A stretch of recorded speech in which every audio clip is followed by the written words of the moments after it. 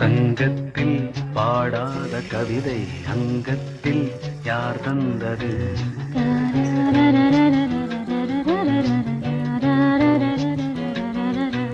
சந்தத்தில் மாறாத நடையொடு என் முன்னே யார் வந்தது?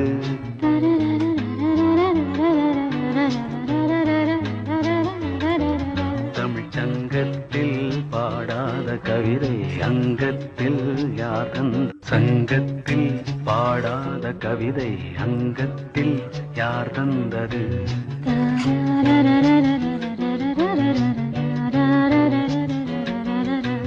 சந்தத்தில் மாறாத நடையொடு என் முன்னே யார் வந்தது?